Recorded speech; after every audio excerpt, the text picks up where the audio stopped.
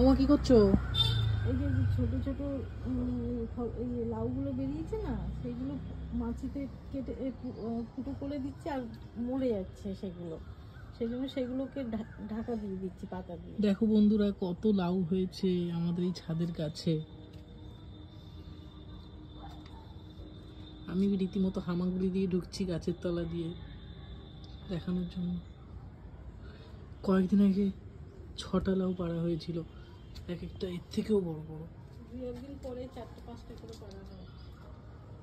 দেখো আর একটা দেখা যাচ্ছে ওইদিকে,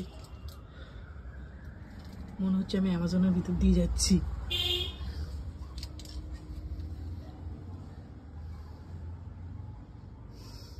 প্রত্যেকটা 5-6 কেজি ওজনের, এটা তো অনেক ভারী। এর থেকেও বড় ছিল আগের 6টা। এখানে অনেক ছোট ছোট লাউ আছে, এগুলো দেখো।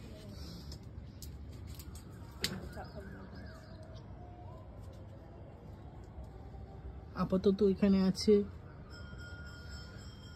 5খানা বড় সাইজের আছে, যেগুলো কেটে এক্ষুনি খাওয়া যাবে।